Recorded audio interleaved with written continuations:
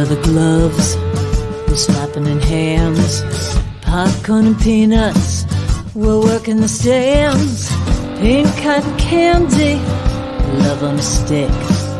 He's chasing the beer that circle the lips. Play ball, play ball. Roll up the bases and smack it right over the wall. Play ball. Play ball. Here we go. Laughter saves lives. Laughter saves lives. Special edition. Rapid fire comedy special. Co-host Rich Walker, D.B. Frick, actor, writer, comedian, and coward. Hello, D.B. Hey guys. No, he's not. I am a coward. He voted the right way. What do you mean? What do you mean? Is this? What do you mean he voted the right way? Am I missing something? Yeah, what are you talking about? I lost you too. Yeah. Are you having a stroke? No, you said the word coward. Oh, I said. yeah. I'm getting political. Don't Okay. get political. All right. It's nice to see you guys here. Thank you for doing this. Thank you. I thought this would be. Yeah, I thought this would be a fun idea, a little fundraiser for Laughter Saves Lives. That's I like it. LaughterSavesLives.org if you want to make a donation. If you don't have any money, if you're struggling, sit back, enjoy the show for free. Just laugh. We're going to try to make you laugh in between comics. Hopefully the comics are funny. If they're not, we're going to try to bring some yucks back. I got two pros here who know what it's like when you bomb and how to bring people back. We know how to not be funny. Yes. I'm sorry. That's Dan's department. You can ask him. So that's, DB, sorry. that's the idea here tonight. Try to raise a few bucks for Laughter Saves Lives. We've been out there doing some good during the whole COVID. Buying masks, buying shoes, sneakers, and boots for veterans. Sending out some checks to different organizations. So this is going to be fun. DB, give us a little bit of your background there. Oh, that's Marilyn Monroe with a mustache. No. Your background. I am. I'm giving you my background. That's this is Big Trouble in Little China is playing right over here. No, that's all the So time. you're the one That's that all the time watched you had. You have no more time for your background. That was your time, so you used it. Rich, what is your background? My background is my fireplace, actually. All right. I just want. I was going to go with messy basement, but that's taken. You know, my basement is getting there, though. I don't know if you noticed, the nativity scene is still there. It's 3 years and going. My wife just said the other day to me, "Where's that box for that nativity?" I know where it is. She called it something else. Hello, family oriented. And see my chair back there? I finally got it apart. I'm taking that chair and throwing it out. And I'm going to have one of these exercise machines where you pedal and you do this. elliptical. Yeah, I have one upstairs. No, not elliptical. Pedal, where you pedal. The bike, the fan bike. And you do this on the arm. Yeah. So that's Like the the skiing one. yeah. John, I think what we're going to need to do with you is have an intervention. We go outside and you pick what pile it goes in. Well, you see those drawers back there? Not my drawers. I'll stand up and show you my drawers later. You see those drawers back there? Nice draw. Though that desk, which is over here, you can't see it, was my grandmother's when she got married. It weighs about 800 pounds. The way they made that stuff back then. They made it to last. Oh my God! Well, it's like IKEA. IKEA makes stuff to break pretty quickly. It's still here. It's only good for one semester. That's what they made it for. Right. But the reason why John still has his grandmother's thing back there is because you don't want to lift it up the stairs. He's going to have a furniture moving party. No, that's so the we don't worst. get pizza at the end. I think that's the best thing about being in my 40s now. People ask me to move less. They ask me to help them to move less. I like that. And you got rid of your big white van. I did, but I still have the purple one and the one that says Mystery Machine. My son moved into his house, and in his garage is an anchor. There's a real, not a little anchor, a big mother. How do you move? That just stays there. Maybe it just keeps the house there. Maybe the house would be wandering down the block. It used to be the house and up. Here's Danny's intro. He's saying Danny is up first, right? I'm looking at the private chat. This is what you do when you host. You don't say this stuff out loud that's in the chat, but he has Danny up front, but we don't have an intro. Should we bring Danny up already? Not yet. Listen, would you stop reading that stuff on camera? Would you just stop? You're doing what you're supposed to do. I am doing it. I'm waiting for Danny to send me his one-line intro, which I will then type up on the screen for you, and that's how it works. Those of you who have just tuned in, this is the last time you're going to say Butch. Say hello. Goodbye. Butch just got fired? No. I mean for the show. Okay. And thank you to Butch for Butch and Dan for doing a lot of work putting this together. Let's thank Rich for doing nothing. Rich did nothing, but Dan and Butch, like me, we did nothing. It hasn't even been funny yet. I don't even know. I don't know if you guys saw the Just got butt dialed. That was a butt dial. But Butch, right? I'm ready for the show. Yeah, after Butch sent me the login for the StreamYard, and he writes back. He goes, "I love how you call me Bruce." Like, did I ever call him Bruce? I don't know. Probably. And he never corrected me. Somebody would remember that. Somebody would remember you did call him Bruce. I always said Butch. It was me. I accidentally called him Bruce once. He did. Oh, you did. Yeah. Now, But he was blaming me. No, If you really think about it, we only need to know each other's names to talk about each other behind each other's backs. True. Because I don't need to know anybody's name when I'm talking to them because I'm talking to them. That's right.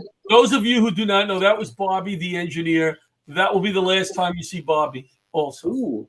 Whenever anybody's talking about me in conversation, always like, what's his name? The guy, The overrated guy. the cute guy that gets so much work, and how? The guy with the legs. He talks. He moves his arms. Hey guys, why don't we bring on our first comic? Let's see if Butch Yes. can do that. Big intro, John. I don't have it. Well, Butch didn't. I'm waiting for his intro. Where's the Maybe the intro is no. It says no there. Maybe that's the intro. No.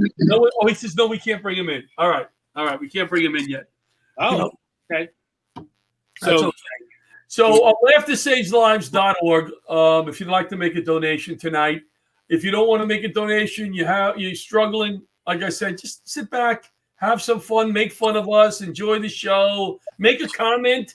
Hey, if you want to add to the show, you want to add something funny, like if you see Rich say something right, and it's almost there, you can write in a little punchline, and Butch may pop it up. There you go, Steve Jordan. Hello, goodbye, Butch. See, Butch will put up comments like that, which is fun. I like that. I like Zoom and StreamYard. You guys, It's good. I like it. you get to talk to people and see their faces. Did you ever ask anybody to Zoom and they said, no, let's do a phone call now? I don't think I've used my cell phone as a phone other than scam callers. Really? Yeah, I think that's really it. Scam calls, creditors, and that's about it. Yeah. Then everything else is texting and social media. Remember there was a time where you didn't want to go into texting? You're like, I can't. You had to press each letter 3 times. And it had to go it was awful. Guys, here's what I can't stand. I can't stand this. I send a text message to Rich.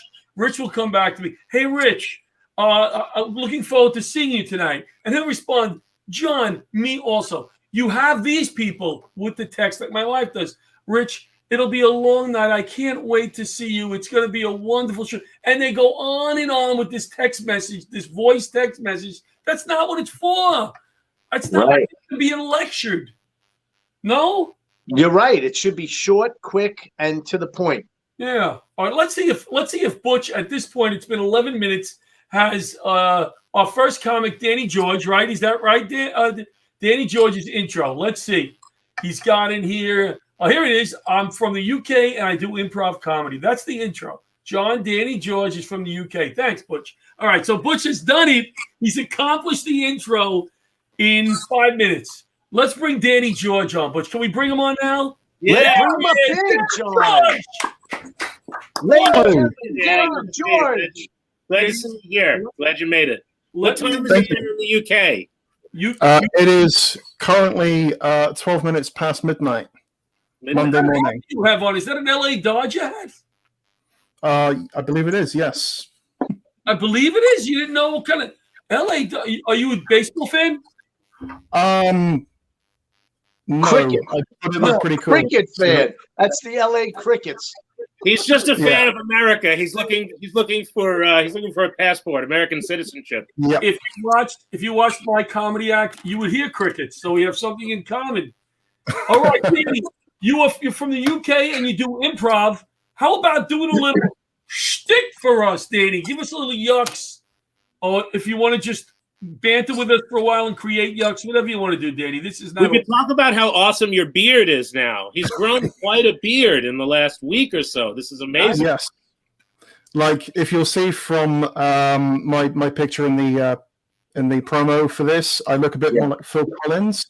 Yes. Now I kind of I kind of look a bit like the Big Show when I take my hat off. So the wrestler. Nice, Rich too. Not John and I though. No, I'm getting there. So, what do you want to talk about? So, it's currently dark outside, and there's not much going on really, which is annoying because it's not much really to comment on at this time of night. I have to wait till sunrise. I can at least comment on the people living. So we'll wait. No, we'll wait. We'll wait the 6 hours. If you want to wait till sunrise, we'll just sit. You can do a little shtick. You want to do one of your bits? You have a bit, or you just want to improv? You just want to chat? I don't mind really. What do you have in mind? Do you have any suggestions? Well, no. In fact, I have no suggestions. Were you born over there? Yeah. I was born and raised in the UK. Well, this is stimulating. Rich, What town in the UK? Yeah. So I come from Portsmouth actually, just in the south coast, just its own little island. You know, I think he just made a town up because he knows we don't know any better. He's like, let me see if I can blow these idiots away. I was born in Portland, and Rich is like, yeah. Well, it's right on the map. I promise you, he is from the UK. He is. That I believe. He hasn't moved his apartment in like 9 months. Yeah, I've just been staying here this whole time. How do you know DB? Frick. It's actually through doing improv comedy with a group called Extreme Improv. Extreme Zooming improv? Yep. Extreme. So it's we do our shows through Zoom, streamed online. Cool. And I kind of got through into that about a year ago. Is there a DB? Is there a topic that leads you guys into some of your improv? Like we'll usually take anything. The audience will give us anything from we'll look for historical figures who we put them in a situation where they might not usually be in, maybe Joseph Stalin working at a McDonald's. Can I do one? Can I do one? You want to do one with Danny? What the both of you got? I mean, we'll give us. There's here we could do this great game. We could do an alphabet game where we do a scene and we each have to start the next sentence with the next letter of the alphabet. Where let's say I start with D and I'll say something like, "Don't you do that?" Then the next sentence has to start with E. So then the first one. Okay, let's do it. Even four of us could do that if you want to do it. I'm in. But we have to go 1, 2, 3, 4 each time, and we just have to keep up with the alphabet. So, Dan, the screens sometimes are different depending on whose computer. So let's do Danny George is 1, you're 2, I'm 3, Rich is 4. Good.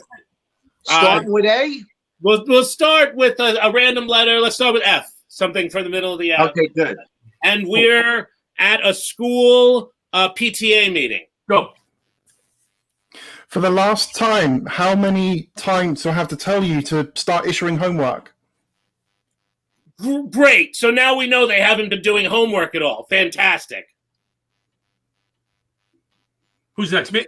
I'm next. Yeah. H. I'm H. Yes. Have you ever, though, seen the math and the homework that these kids get? It's ridiculous. It's inside the textbooks. You just have to look it up. Oh. Look, just tell us how are kids doing this semester?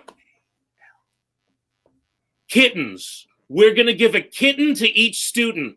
That's what we're going to do, and it'll be the best thing, and they'll bring them to school. It'll be fantastic. Let me help you with that. I'll go down and I'll go to this pet store and pick some of that up.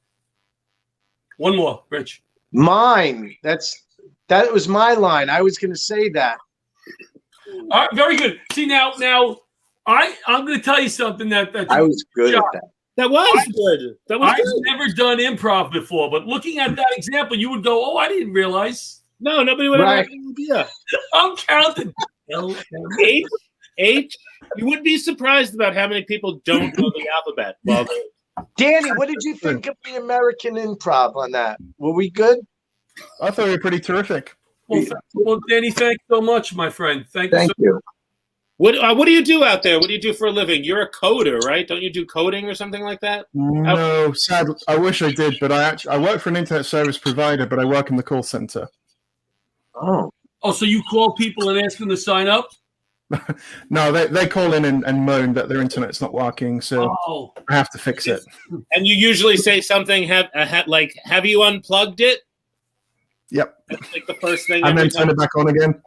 Reboot, right? Reboot. I can work there. Yep. Turn it off and turn it back on. Try that.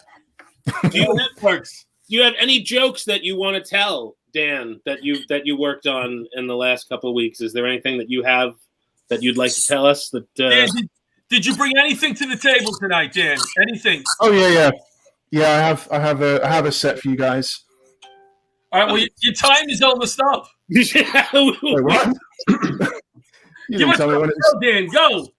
Okay, so good evening. I hope you're all doing well. Obviously, my name is Danny. So I'm speaking to you all the way from the United Kingdom. I'm just glad that we're all using Zoom because the last time I tried shouting from across the pond, my apartment block was issued with a noise complaint.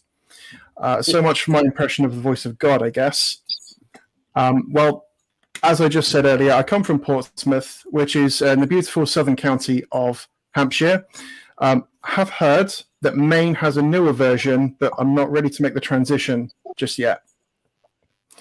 I've heard that a lot of you in the States have actually had a lot of snow recently. We've had some of that here in the UK too. It's exactly the same as US snow. It just sounds a bit more pretentious. But where I live specifically, we don't get much of it, which is a bit disappointing because you see everyone else in the country posing on Facebook with their snowmen, and I look out my window, and the only white thing I can see for miles are the college kids with their Starbucks. it's true. It's true. But seriously, because we don't get any snow here, it makes for very dull conversations about the weather. So my friend actually asked me the other day, he's like, "It's a bit cold outside, isn't it?" Yeah. And I said, "No, that's just the size of my penis. It's a fine length, and I'd like it if he didn't use the middle urinal next time."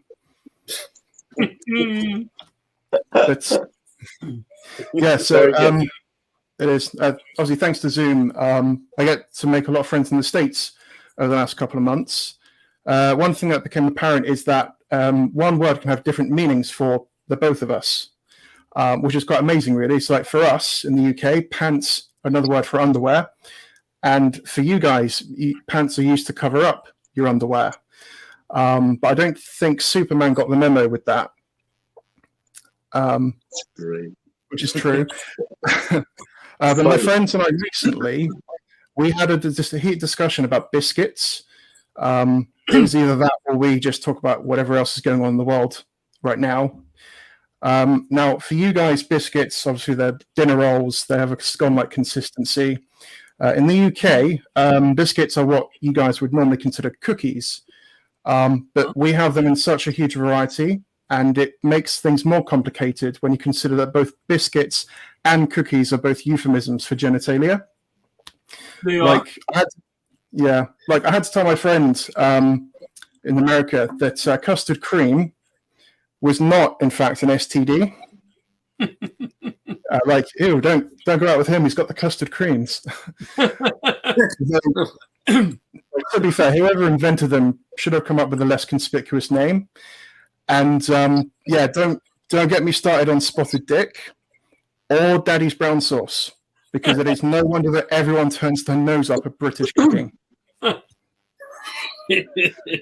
I just got word that our next 4 comics are having trouble, so you need to stretch another 45 minutes. Keep going. Another 45. That's awesome. I could probably carry on going all night. We'll play 4 more improv games. Go ahead. I'm sorry. No, that's cool. No, it's fine. So we can improv it, but I got an early shift in the morning, so I will see how we get on. I was kidding, Dan. I was kidding. No, it's cool. It's fine. But yeah, no, my friends and I from the States, we've also been playing a lot of video games. We've been recently playing this online ghost hunting game, and it reminded me of this interactive CD-ROM that my parents had when I was a kid. It was about documented paranormal events throughout the world. But I have to ask, does anyone actually remember CD-ROMs, or am I just showing my age? Like back in my day. I'm way past you, Dan. Way past. How old are you, Danny? How old are you? I'm 32. I actually had to think about that. Yeah. John, he was going into a bit. It was a rhetorical question. No, it's fine, because I'm sure John would remember back in our day, we would send mixtapes and mixed CDs to the girls we like. Whereas these days, we now send them red flags. Yes. So if you show a CD-ROM to someone under the age of 25 these days, they'll just think it's a shiny pancake or something.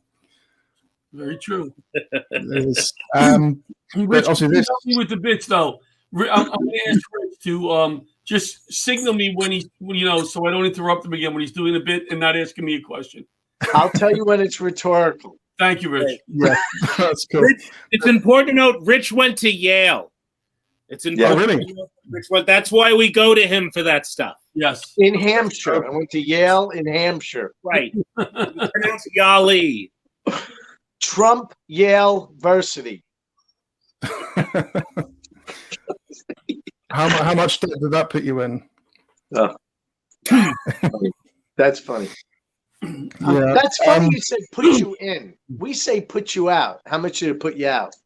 Yeah. Again, going back to the whole difference in vocabulary.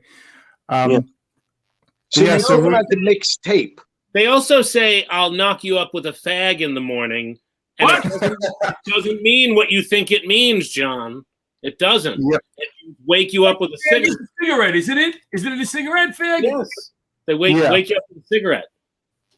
Here, it's totally different, and you go to jail. Yep. What about a flat? We don't say flat. You say apartment. So this is my apartment I'm from. Hey, Danny, I apologize if we interrupted you too much, but why don't you close with something, and we'll let you go back to the pond. Yeah, of course. So, I was just going to say, obviously, this was my first time actually doing stand-up. It's nice doing it from the comfort of my own chair, really. You're very good. Good job. Yeah, I mean, I've always envisioned my first one being on an actual stage, but doing it online, it sort of worked in my favor, I guess, because I get to do one of my favorite pastimes, which is, of course, sitting down. And I don't know if anyone else watching has laughed at any of my jokes, so I'm just assuming I'm killing it this evening. You are. You are. So you're a sit-down comedian. Yes. Tonight. For now, yes. Thanks for taking the time. LaughterSavesLives.org to your followers if they want to make a donation. Take a look at what we do. Danny, thank you for staying up late for us. Thanks, Always. Danny. You rock. Great job. Thank you. Great Thanks job. for having me. Great job by Danny, man. Should we read some of the online comments before we go on? Read some of the comments We that love are. Danny. We love Danny, it says. It does say that. And it Bullocks equals balls. Bullocks, balls. Danny, is that right? Well, it's actually bollocks, but yeah, Oh, just don't tell Sandra. That came from Alyssa Jackson, one of our female comics coming up. All right, so let's go. We got somebody else in the waiting room. Thank you, Danny. Now we're going to talk about DB salty biscuits.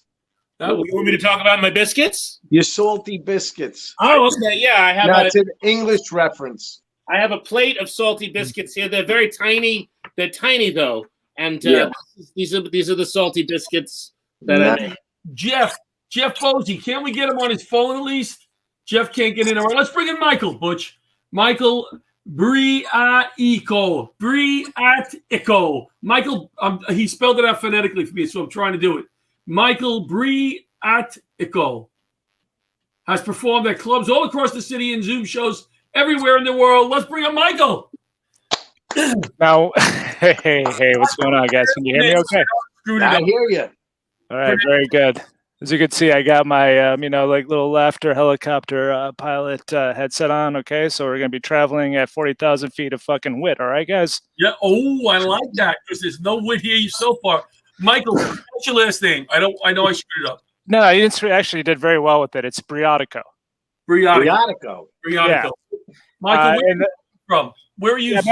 I'm originally from Buffalo, New York, but I've been, in New York City in the tri-state area since 1998 at this point. So practically, I'm a New Yorker. Yeah, I've been up in more ways than one. You know what I mean? But Briatico. Actually, a fun little thing about the name is that it means drunk with happiness in the Southern Italian dialect. Really? It sounds like a 1980s cop show, like Maddox or something. Maddox, Briatico. Yeah. Beretta. Yeah. Banachek. Like one of these. Joe Rocha, actually, interesting enough, wanted to create a show based around me called Hard Ass. Okay. Was it porno? No, it was a cop show. Oh, okay. Bad cop show. No, that's firm ass. Hey, do you want to do some stand-up for us, or you want to continue to banter? I'll do some stand-up for you guys. All right. Ladies and gentlemen, Michael Briatico. Thank you. Yes, my name is Michael. My pronouns, as I would like to say, are he, him, and his, and my adjective is ugh. So again, like I said, my name is Michael. I've been confused a lot throughout my whole life as looking like Matt Lauer. I would like to say that I'm not Matt Lauer. Yeah. I will say that when he was on top of his game and he was actually famous, it wasn't such a bad thing to be told that you look like Matt Lauer. You know what I mean? And in fact, when people would stop me around Rockefeller Center, because I used to work around there, they'd be like, "Hey, are you Matt Lauer?" And I would say, "Yeah, I'm him." And they would look at me and just be like, "Are you sure?" And I would say, "Oh, I'm gonna let you on a little secret. They tell you that the camera adds 15 pounds, but in reality, it takes away 95. I'm Matt Lauer." But now, ever since it turns out that he actually likes to be a sexual abuser, and people say, "Are you Matt Lauer?" I say, no. I'm his more unsuccessful younger brother, Fat Lauer. Speaking of being fat, I've dealt with the weight issue like my whole life, and I'm at that point now where the scale should just read one of three things: either really fat, still fat, or it'll do. So I've been trying to work out as much as possible, but the thing is that with trying to work out within COVID, it's just like you gotta really just try to set your expectations for what you're going to be. You know what I mean? Like when I was younger, I really wanted to look a certain way. I wanted to be, physically fit. I wanted to be handsome. And now I'm just like, this is what it's going to be. And this is the best it's going to be. So just try to enjoy working out. You know what I mean? And it's all about how you look at it. I mean, I know in New York, I'm, a -2, but in Detroit, I'm at least a 9. And if I compared myself to a dead guy, I'm a perfect 10. What See, about it's all about how you look at it, okay? What about Buffalo? What do you Dude, I'm a I'm a 12, man. 20 in Buffalo. Oh, thank you. Thank you. I compare myself to a dead guy, like I said, I'm a perfect 10. But yeah, you know, like 2020 was like really crappy for a lot of people for a lot of different reasons, you know. And for me, it was really tough because my dog that I had for she was 17 years old and she died in like the first couple of days of January. So it really sucked because when I lost my dog, it was worse than somebody in my family dying. And I actually took it harder than some of my own family members who have died. And I was talking to my mom about it. And she said, "How can you say that?" Oh, so you mean to tell me that if I were to die, you would take it less hard than losing your dog? And I said, "Yeah, Mom, try me." But seriously, they say that, your dogs and your pets are, like your children, but in reality, they're so much better than your children, Like, I don't have to worry about my dog getting bullied in the schoolyard. I don't have to worry about somebody on Facebook saying something nasty about my dog. I don't have to pay for its college education. When you come home after a long, hard day and your 13-year-old dog comes up to you, is really happy and really excited and ready just to play with you, you're like, "Oh my God, that's really special." But when your 13-year-old kid does that, your kid's special. There's a different way to put that. So, recently... I'm sorry, Michael. I was just focused on something else. It's never fun telling a joke and then hearing... See, I'm used to that. I'm used to that silence. It's also not fun to hear someone laugh and then have them tell you, "I'm not laughing at you." I actually was. I was. You got you. Sorry, Michael. Oh, it's all right. It's okay. You're breaking my balls while I'm doing a Zoom show. I was breaking John's balls. Here's the deal, Michael. I come from a world of being a New York City fireman, and breaking the balls is the way you tell somebody you love them, you like them. So I like you. You're likable, and I apologize for breaking your balls. Maybe not too much. It's like being a 10-year-old boy pulling a girl's ponytail. You love them. It's true. When you punch them, you're ready to marry them, right? Why don't you give us one more shtickle? Okay. One more. That's it. After that, I can't give you any more, okay? I can't give so much because laughter will save lives. I hope so, Michael. All right. So I was recently actually in South Beach, just having a really great time. It was beautiful. The sun was out, and I was with my wife, and we were just sitting there having a great time. And I noticed that there was this mom and her whole family, a whole extended family, and this woman would not stop drinking. It was like Bud Light after Bud Light. Just kept on drinking. And I was just thinking to myself, Jesus, lady, do you like a little bit of family time with your alcoholism? The thing was that I couldn't judge her at all, because I would have to say, if I was a mom dealing with the whole family during COVID and having to deal with lockdowns and having to deal with kids learning virtually and just being at home all day, I would be drunk the whole fucking time. Okay. It would be 5 o'clock somewhere, 24 hours a day. And in fact, I would actually drink to the point where I would just be like, okay, now I got to get hooked on heroin. Have like a bottle of booze in one hand and like a spike in my arm in the other one, and just be like, I am not going out of this safe and sound. All right, guys. Thank you very much. Anybody out there right now who's watching this, please donate. Laughter saves lives, and it will definitely save DB Frick's life. Laughter saves lives. Michael, thanks for taking the time. I know it's not easy doing this. Briatico. Hey, very funny, Michael. It's my pleasure. Thank you, guys. Especially with an idiot like me interrupting you. Have a great night, Michael. Get something from the fridge. Get something from the fridge. Let me get something. Michael, Briatico, Michael. All right, thank you, guys. Michael brought up something interesting. I think I told you this story, Rich, when my dog Bella, the little Maltese we had, passed away. And that was my wife. She'd come home every night. The dog would sit on her lap and, for hours and hours and hours. So when the dog passed away, every night she cried. Every night. This went on for months. Finally, my kids are like, you got to get another dog.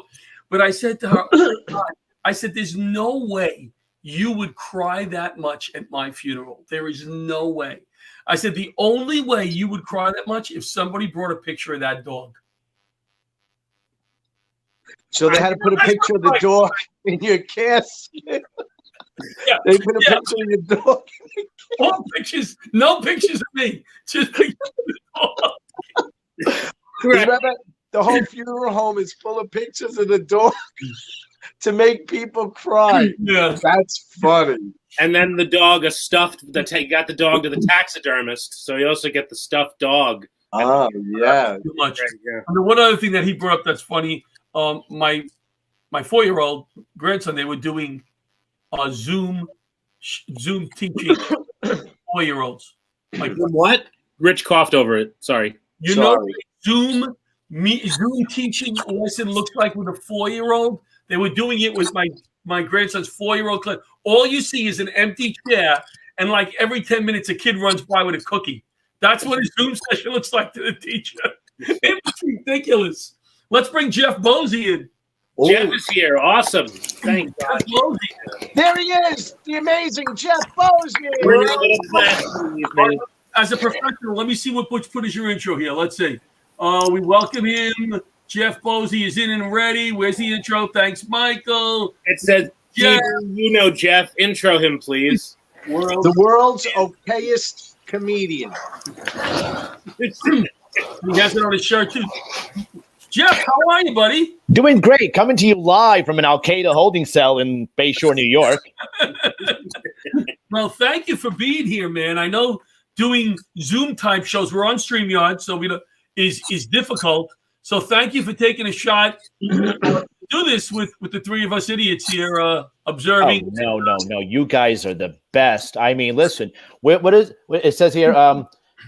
Rich Walker is awesome. DB is semi-funny, and John LaRocchia is the best out of everyone. And Laughter Saves Lives. Foundation. .org. Foundation. Donate. Give us some shtick, Jeff.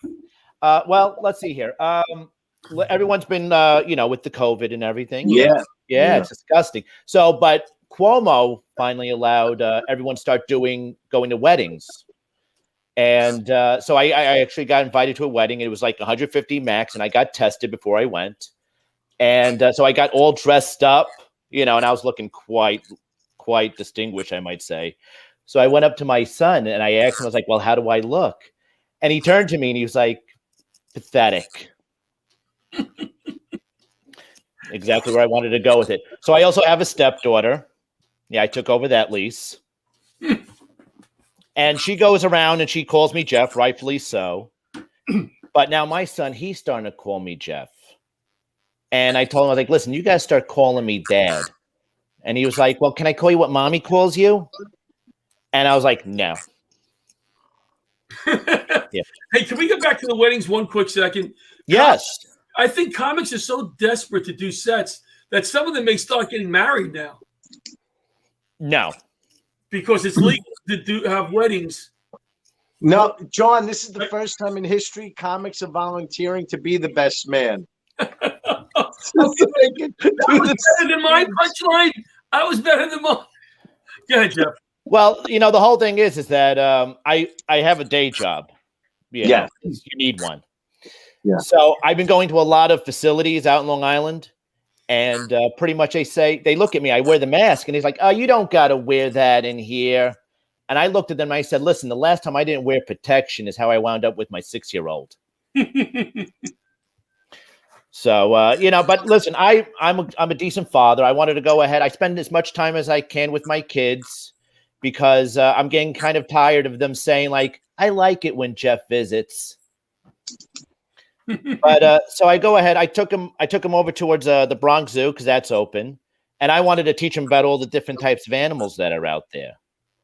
So we get over, we're driving in, and then in the back seat, my son, he's playing with his dinosaurs in the back, and he takes a plastic bag and he puts it over one of the dinosaurs' heads, and he was like, "Shh, you can sleep now."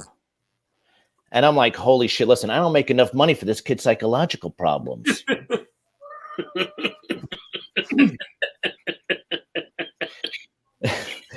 But listen, I mean, it's great when you have like money to throw around, like my wife does, because she purchased a brand new car. She brought home one of those Volkswagen Beetles with like the huge eyelashes on the headlights, and she actually took the time. She spent another $300 so that thing would have like a tramp stamp.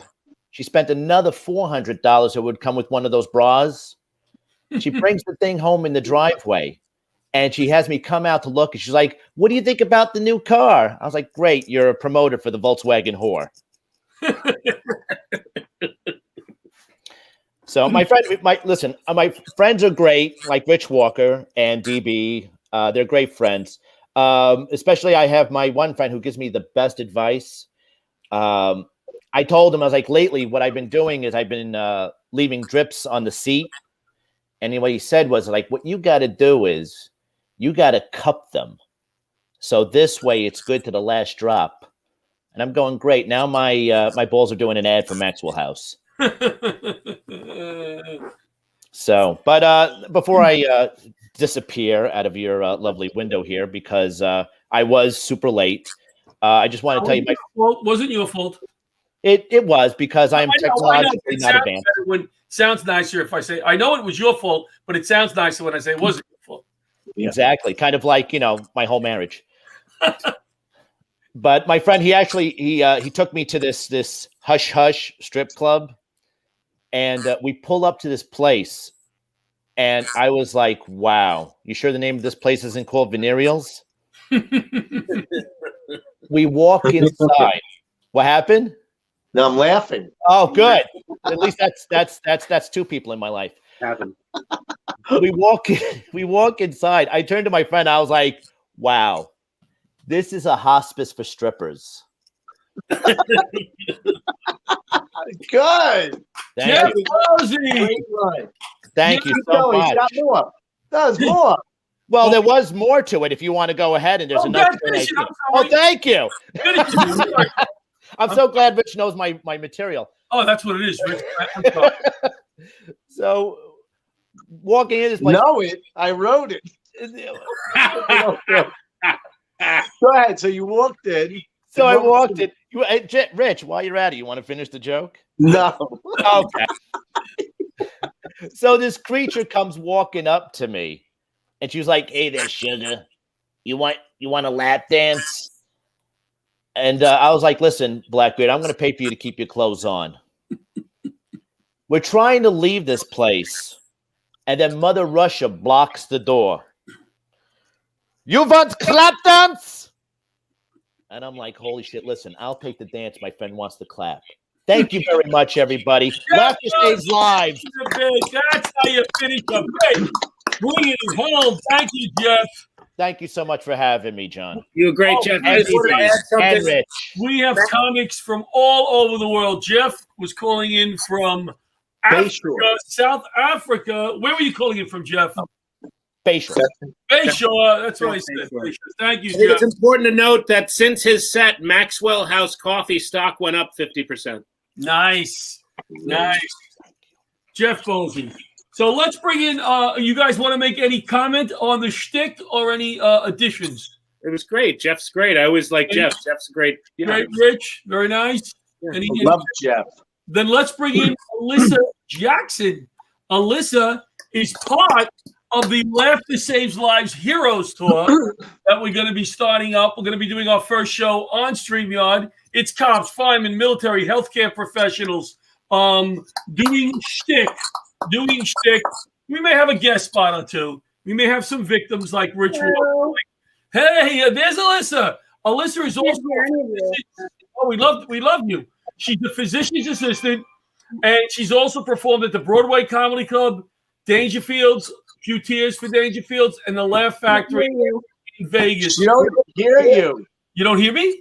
Can't hear anything. And Rick, what do you She say? sounds like she's underwater too, to me. Mute. Wow. You're not up there. She's muted. Nothing. All right. Nothing. You want to sign out and sign back in, Alyssa? Because she can't hear me. Butch, can you message her? Tell her to sign out. Yeah, out and back in. Oh, that was quick. No, sometimes when you sign out, completely sign. Can you hear us now? No. All right. No, she has to completely sign out and then sign back in. That works sometimes. I sometimes have my volume down and I forget. I'll turn it down for something else, and then I never Either did that or anything Butch wrong. turns it down. Butch is in charge, right? Yeah. Yeah. Butch is going to try to work that out if she can. Butch and Bobby. Who has control over the set, Bobby or Butch? Nobody. That's the problem. Nobody has any control. Everybody's Automatic pilot. right now. Bobby and Butch go like this. Bobby allows Butch to control most of the stuff. Got it. Which is good because both of them do a great job. It's a lot of alliteration, both those names, Butch and Bobby. That's a lot of alliteration. I liked the improv little thing we did.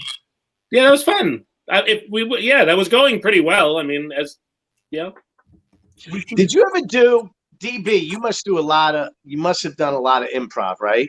In your day. Did you ever play the game where you're telling a story, but I forgot the key word where it's I forget. I can't think of it. So if you think of it, I'd love to I'll think of it. Yeah. It's usually 5 people stand up there, and you go, and one is telling the positive part of the story. Like story die, where like someone orchestrates a story and points at the people as they tell a story. Then someone stops. Someone picks up that story where the other left off. No, you have to tell someone tells a positive sentence, Right. and then the next one has to say, "But unfortunately, that's what it is. Right. Fortunately, I just got a job." And then the next guy goes, "But unfortunately, I got fired the next day." Then the other one goes, "But fortunately, I got a new job on an ice cream truck." And then the other one says, "Unfortunately, I'm allergic to ice cream." And it goes on and on. Fortunately, unfortunately, that was the game. We do have some time to fill here. All right. Okay. You want to try it? Yeah. You want to fill it with that? Well, Yeah. I don't think we should. I don't know. I don't understand it completely. I don't understand the. You're starting the sentence with unfortunately or fortunately, but it goes back and forth. I'll start. So, John, Okay. John, tell a story about, let's talk about what subject? Grandpa, be the grandpa. How about this? A family, you're taking your family out to a restaurant. Fortunately, Right. Fortunately, Applebee's is allowing us in the restaurant. Unfortunately, it's only within an hour. I get it. Yeah. Great. Now you go, fortunately. we need Fortunately, like that. yeah. Fortunately, Grandpa is really rich. Unfortunately, Grandpa is not with us. Fortunately, the funeral home let us take him in. I meant not going with. All right. Unfortunately, funeral homes aren't allowed to do that, and we were arrested. Fortunately, I found his wallet. Unfortunately, there were no credit cards in it. Okay, I filled a nice amount of time with nothing. Yeah. That was fun. That was fun. It works better on stage with a full audience. It worked. It was working. Yeah. The audience I was love the- good. We went from 10 watchers to 11 during that bit, just so you know. Fortunately, DB. 11. Fortunately, when DB was doing that set, a big face came over your shoulder and looked at you while you were saying it. It was really funny on the TV. So the idea tonight was rapid fire stand-up comedy. Comics coming in, banging out, rapidly. And right now we're at a standstill. Oh, we're over 2,000 viewers. Sorry, I didn't mean to make fun of the. I know we got a lot of viewers. I was just making a joke. Did Butch send you a message? Yeah, he told me to leave. He said I'm out.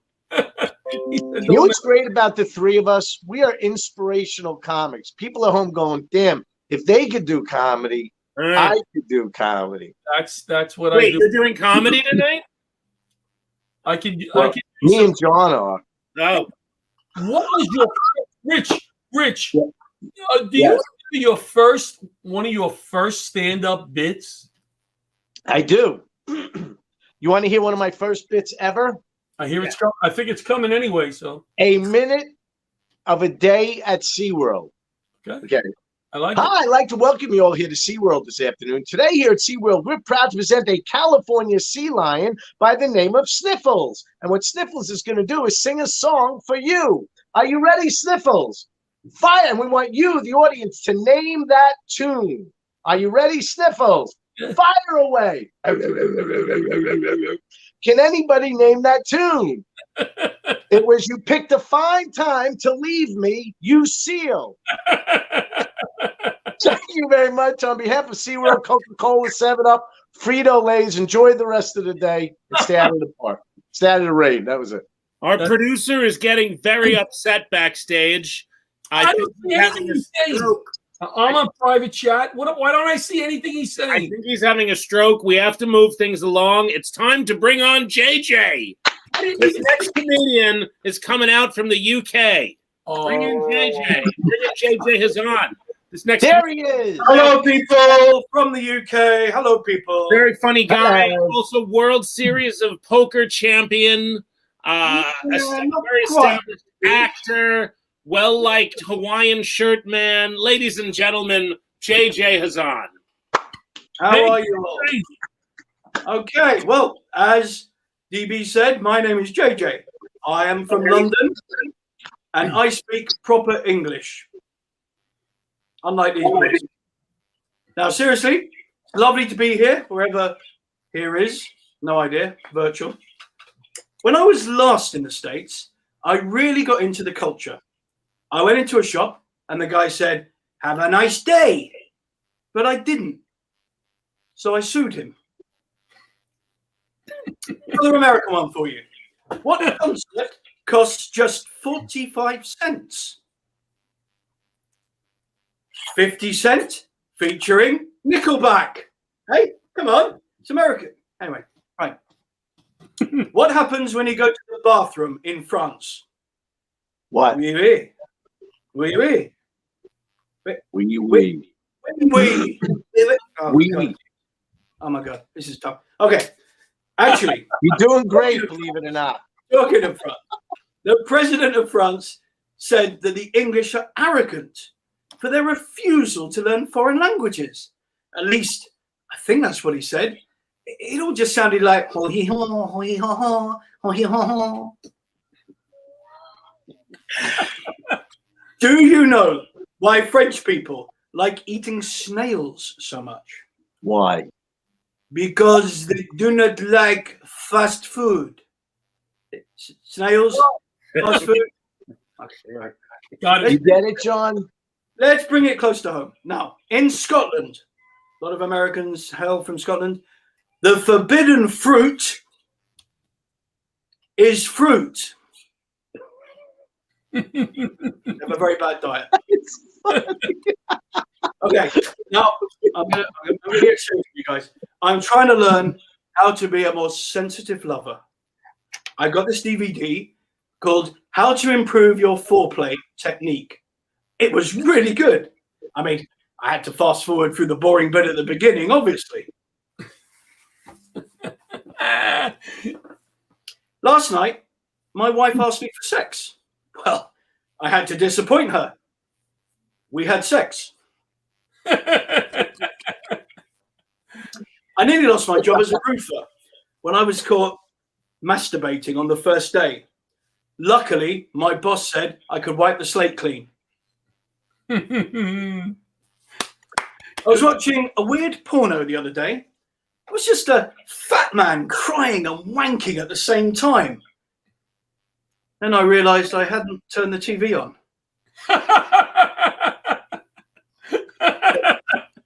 Recently, I watched the director's cut of a porn film. At the end, he actually fixes the washing machine. Who knew? This morning, I went to a meeting of my premature ejaculators support group. Turns out it's tomorrow. My brother just admitted he broke my favorite lamp. Now, I'm not sure I'll ever be able to look at him in the same light again.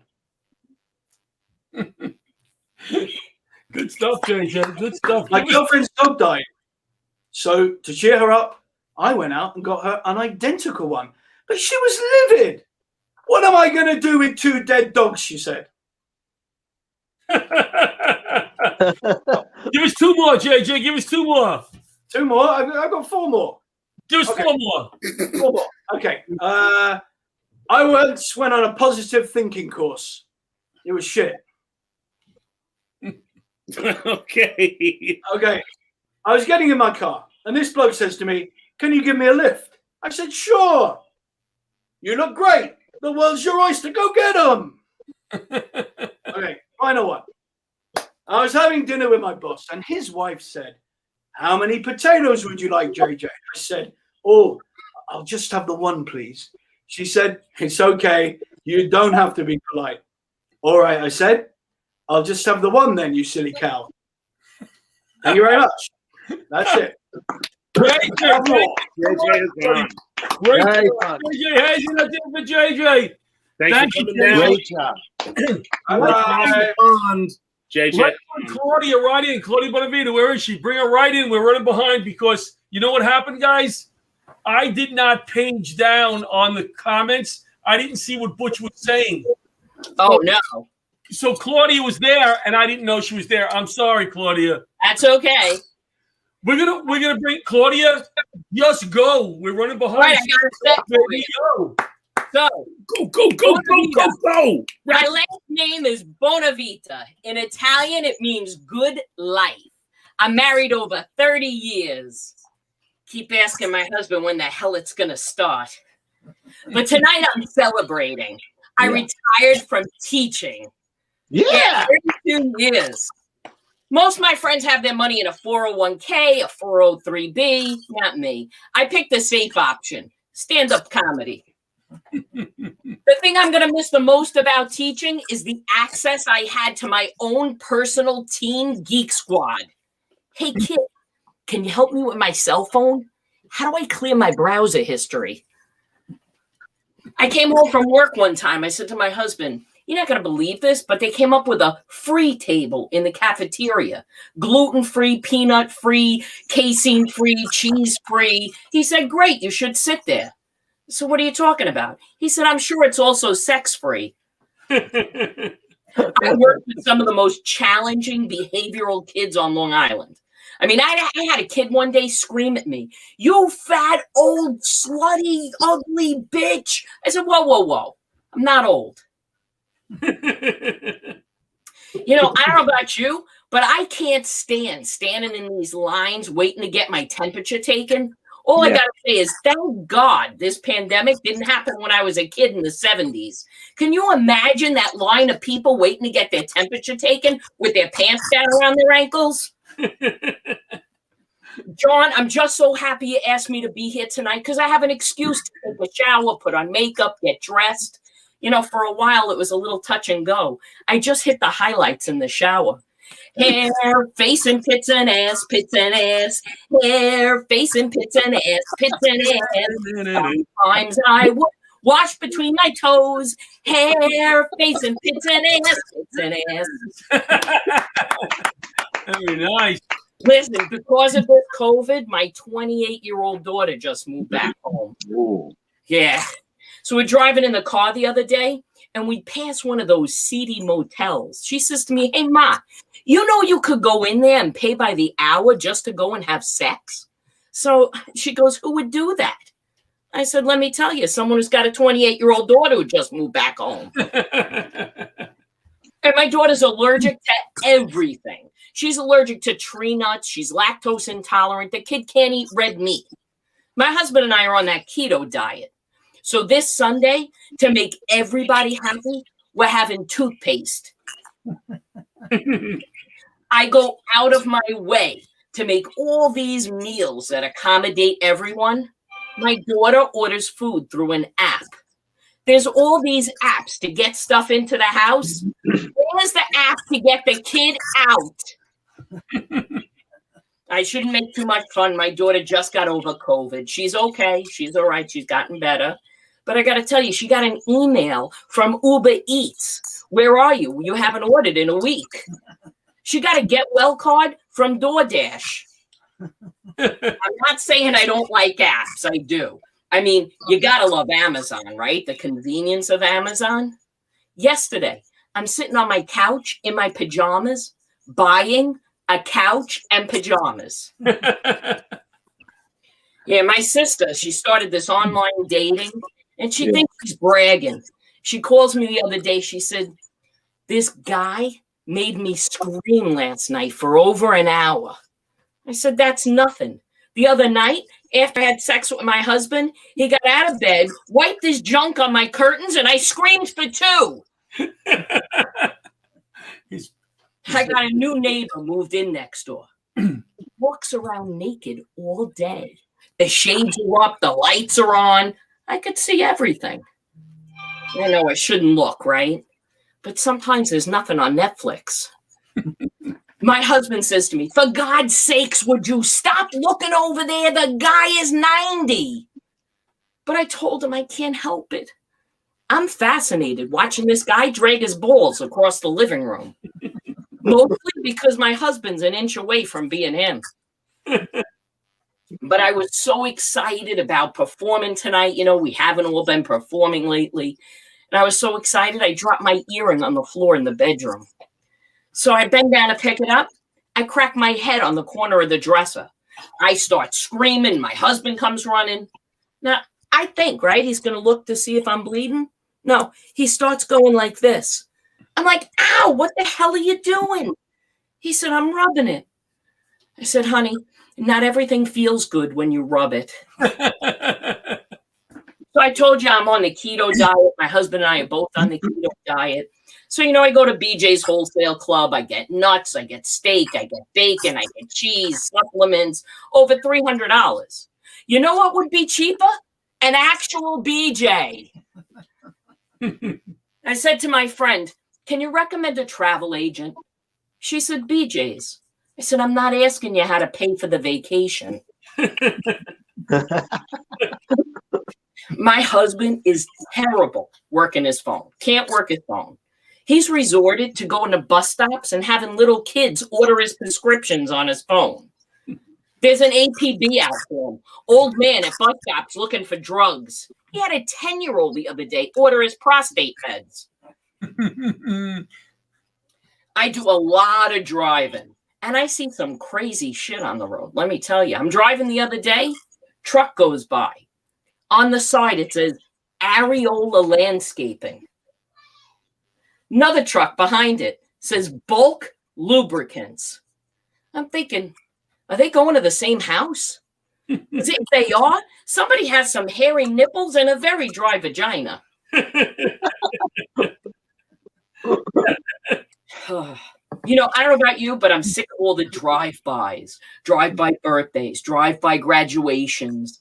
I called my gynecologist the other day, drive-by pap smear. Nice. All right, talking about gynecologists. You ever wonder if they teach gynecologists to make small talk? Because here I am, right? I'm laying on the table, my feet are up in the stirrups, and my doctor says, so I see you're wearing your hair different.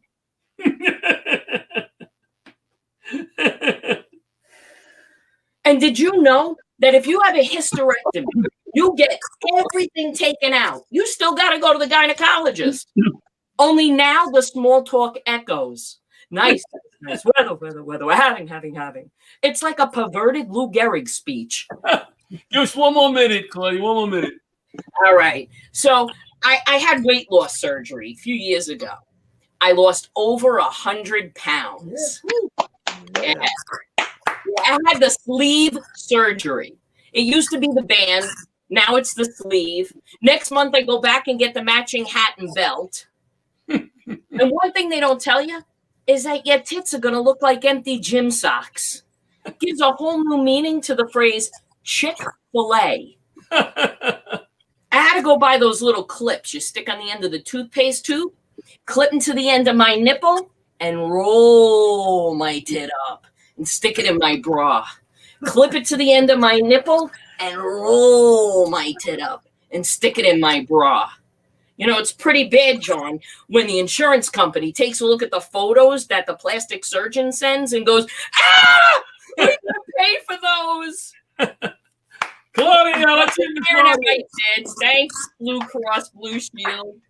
Go to Laughter Saves Lives. Thank you. Donate.org because their mission is to provide assistance to first responders and their families. Look at Claudia. Bonavita, Claudia. Great job. Hey, guys. I love that. Great, Claudia. I love the new stuff. Yes. All right. Claudia and I share a background. Yes. You're in the same room, actually. Yeah, you're in the same room. She's a backdrop. Let's bring in. I like it. It's great. Let's bring in Alyssa. Great job, Claudia. Bring in Alyssa Jackson. She's on a cell phone now. Let's see if we can hear Alyssa. Hello, Alyssa. Hello there. She is. Hello. Yay, that's much Can you better. guys Much hear me? better. I'm so sorry about that. It's not your fault. We can hear you. Can you hear us? I can hear you. Claudia was hilarious. Welcome. Well. You are a physician's assistant in Manhattan. I am. We got Alyssa on the show on once or twice. She is a sweetheart, an interesting person. She's smart, she's funny, and she's here tonight to make us laugh a little bit. Welcome, Alyssa. Thank you. Thank you. Go to laughtersaveslives.org and please donate. I wanted to say that up front because I probably would have forgotten it at the end. So I am actually, I know COVID has been difficult for everybody, but for me, I'm actually so grateful for COVID because it has taken so much pressure off me. It's been like a year since anybody has asked me how my dating life is going. It's like, it's such a relief. Nobody asks me anymore. I'm not obligated to give a report on how shitty my love life is. My mom, though, she's freaking out because I'm still single. She manages to bring it up in every single conversation. She can't help herself. God bless her. You know, your mom's desperate for you to meet someone when she asks if you've tried Ancestry.com. Yeah, she's got all these great ideas about where I'm going to meet someone or what kind of guy I'm going to meet. She was driving me to the airport a while back, and she's like, Alyssa, you know what I always say. You waited this long. You may as well find a man with money. Yeah, maybe you'll meet him on the plane today. And I was like, well, Mom, I'm flying Spirit. So, yeah, the only way I'm going to make money off of that flight is if a TSA guy drags my ass off of it. But to appease her, I joined JSwipe, which is Tinder for Jews. And I set up my profile. I put my picture up there. I got a couple of dick pics. And by the way, dick pics, no. Okay. Girls, we don't like them. I'm guessing guys don't like them. Opening up a dick pic on your phone is kind of like opening up a Jack in the Box, but without the joy at the end of it. But so, you know, I was like motivated. I was excited. I called my brother and I was like, hey, I joined JSwipe. And he was like, yeah, I know. Your profile and my profile, perfect match. So that was really encouraging. And my mom's like, I don't understand. You work at a hospital. Aren't there like good looking, rich doctors that you could hook up with there? And I'm like, Mom, I work at a real hospital, not on the set of Grey's Anatomy. Okay, there's like real people working there. There's no hot people banging in the closets. Okay, it's a real hospital with real people, which means there's ugly people banging in the closets. Anyway, politics has been such a divisive topic for everybody. It's broken up a lot of families. I don't know about you guys, but it was a little bit rough in my family because my parents in 2016, they voted for Trump. And it kind of made me wonder, like, are we even related? Which I guess explains why instead of calling them mom and dad, I've been calling them Jim and Carol, which isn't really nice, I know, considering those aren't even their names. Any middle children here tonight? Oldest. Okay, well, I'm a middle child, which explains why none of you are paying attention to me anymore. So I am. Did you know there's actually a National Middle Child's Day? It's December 8th. Did you know that? No, you didn't, because actually it's August 12th and nobody cares. But a Wednesday. So like John said, I don't just do comedy. I'm in the medical field, which is great because I like luxuries like electricity and toilet paper.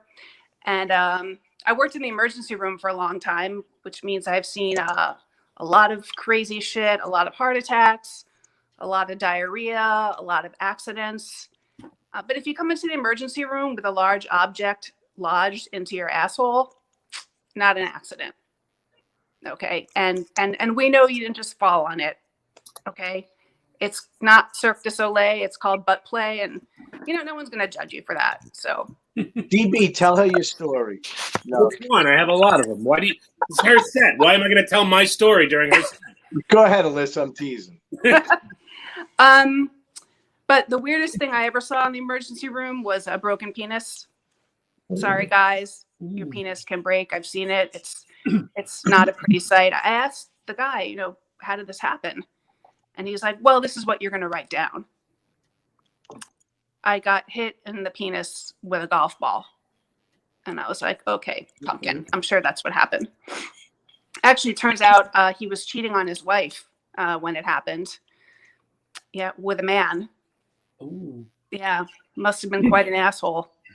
But, all patients lie to us. You guys know that. Like, we prepare for this in school. They tell us, like, if I ask you how much you drink and you tell me 2 glasses of wine a night, I'm going to write down a bottle because that's closer to the truth, And we know you're lying to us. Like, I don't know why you think we can't tell. Like, I had a patient once. I asked her if she had any surgery, and she said no. I said no. She goes no. I said never. She goes never. I'm like, what about your left leg? She goes, what about it? I'm like, well, where is it?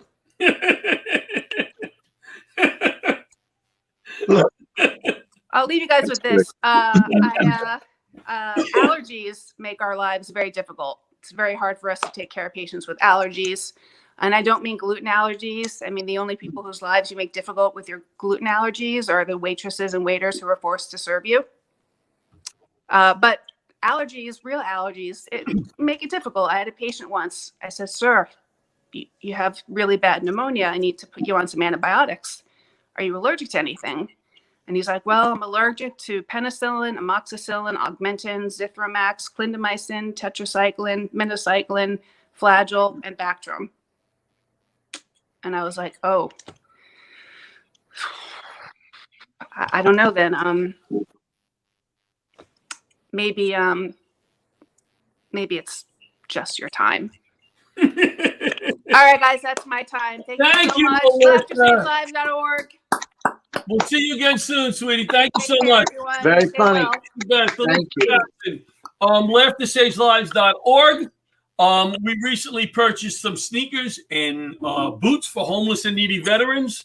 We are working on a few other projects, but we spent a lot of money during COVID, so we need to try to get some money back in the bank. Let's bring out our next. Just bring out who you want to bring out. I'm a little confused. Is it Pat? Is it Steve? Is it both?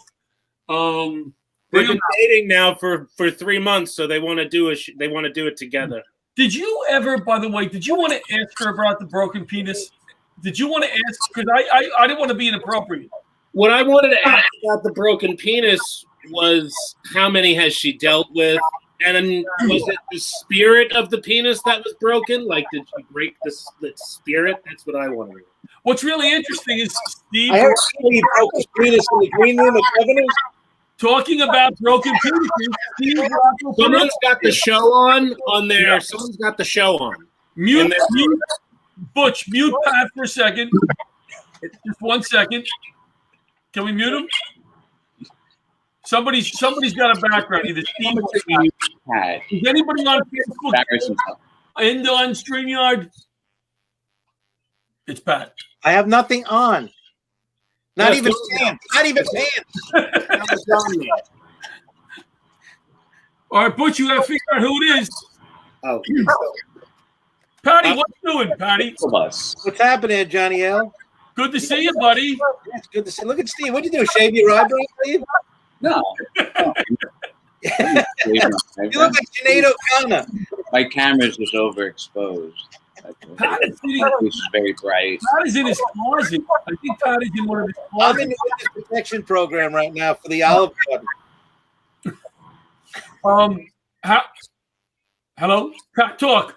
Yeah, hi. Can you hear me? I hear Pat. He's not a robot. You can't just tell him to talk and he's All right. Now mute Pat and mute Pat. Let's hear Steve. Joey, can you hear me? You hear me? Bobby is saying that it's Steve's. It's where Steve is. It is Steve. Steve, you're feeding back somehow. Do you have it on your laptop or just your phone? You may have two open at the top of the screen. Rich, you have a comment about this? Steve, you I haven't changed the thing since I'm letting you guys work it out. It's a very serious problem. It's definitely Steve. Yeah, Steve's been a problem for a while. It would make I do a Nixon tapes bit, and it's going to make it easy to do that bit because all of it gets cut out anyway. How about we have Steve sign out and sign back in? Sometimes that works. Steve, do that. Try me now. Sign out. Patty, you got It's worse. Yeah, how you doing? Heading for Manny Moto. Manny Moto. 32. Ladies and gentlemen, Pat Marone. Pat Marone. I'm clapping for myself. Why not? Why not? Hey, the three of you guys doing that, fortunate and unfortunately, I don't know what's worse. You guys doing that or me having COVID? That was brutal. That really was. Unfortunately. And Rich Walker writing Jeff Bosy's material. I feel bad for Jeff. That was a tough thing too. He's got to change writers, because Rich is ready for Pine Lawn. Pat, you missed it before. John laughed at one of the comedians, and then the comedian stopped. It was like, oh, and John said, no, I wasn't laughing at you. I was thinking of something else. What a tool. That's a good host. What a horrible host. You're like the new version of Don Rickles. Well, is that what I said? It happened like that. Maybe a word or two different, but it happened. Wow. That was really, really rude. Steve. I tell you, you're mean, John. Man. You really are. Pat, are you wearing in that montage of stuff? Do you have an Italian horn in there? No, I never had an Italian horn. I never had one. That's a lot. You look like Mr. T. Yeah, I got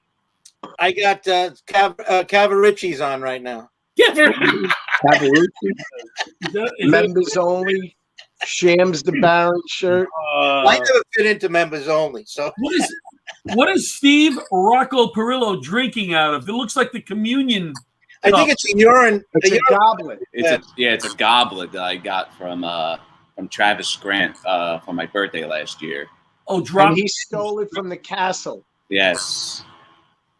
How are you, Steve? How's everything, Steve? Doing good. I actually I did a Zoom show last night at Governor's, and it was good. It was good, but not my first Zoom show. Sometimes these when you can see the comments on these Zoom shows, some of these guys could be mean, man. Like just for this, because they're not in the room with you, and they can just pick on you. Like they kept calling me a pirate when I was on stage. Everyone's calling me a pirate. And one guy took it a step further, called me Hack Sparrow. Oh, wow. You do look like you're wearing eye makeup now. You started wearing eye makeup? I'm like, excuse me, it's Captain Hack Sparrow. During this set, since you guys wanted to be on at the same time, you will go back and forth. Steve will deliver a punchline, then Patty will tear him apart. No. I love Steve. Steve's a good man. Yeah, I really wanted to do this. Pat, you draw the line. Yeah. Yeah, now, Pat, yeah. Someone do the setup to a joke, and then someone do the punchline. Someone Why set don't up. we do fortunately and unfortunately? Yeah, we should do that. Yes. Fortunately, Let's Steve see got how his. you do. Fortunately, Steve got his mic to work. Unfortunately, Pat's mic still is working. Listen, you haven't done a comedy set until you've bombed with Pat in the back of the room as you deliver lines that are bombing and listen to Pat's laughter in the back of the room as you suck. Oh, it's great. Oh, I bombed at America's Got Talent audition with Pat in the back of the room. Pat. Mom, you did great. Well, You just did it a little bit. but I'm so glad Pat was able to pull out last minute the yogurt routine. Rich, when you did your comedy set at was it Last Comic Standing or America's Got Talent? America's Got Talent. I heard they said, "Well, can you sing?" I got a call back, but the call back was for singing. it's better than Rich did better than me though. They thought I was a magician. Even after the act? Yeah. We did have fun that day, Rich. It was a fun day. It was fun. It was fun. Patty, any new material? Patty, you got any new material? The seniors, at work, I work in assisted living for everybody don't know out there. Yeah. They have no filter, So I was talking to this woman, since we have the quarantine, I go in the room, I interact with most of the residents in their room. And she was 96, and she said, I said, you don't eat that much. She goes, that's my secret of getting old. I said, well, what's going to happen to me? She goes, you're 2 meatballs away from not making it through the weekend.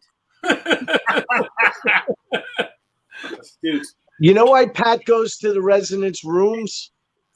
He has to go to each one to answer the complaints. That's customer service. It's like the manager when he comes over to your table at Red Lobster. You got to complain to the manager. Or they're all gone. And half of them have dementia, so it doesn't make it any easier. Yeah. Oh God! What is your go-to meal these days, Patty? What is the one that everybody craves for? What isn't his go-to meal? I mix it up. Pureed beef. I mix it up every day to have something different, so it's not really a go-to meal. I follow a cycle. I put together a cycle menu. So how about a bicycle? A cycle? A cycle? Or how about go cycling, Pat? A cycle menu. Yes, I need to go cycling. Yes, I do.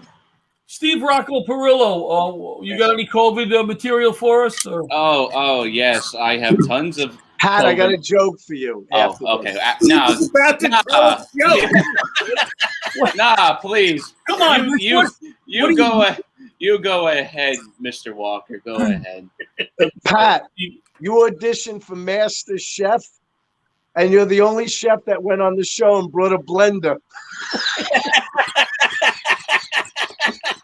All right, Rocco.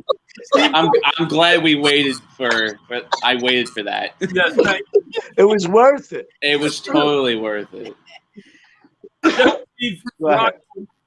Steve Rocco Perillo. Well, I love working with you guys. Laughter saves lives, John LaRocque. One of my favorite rooms I did with John was the St. Albans Veterans Hospital.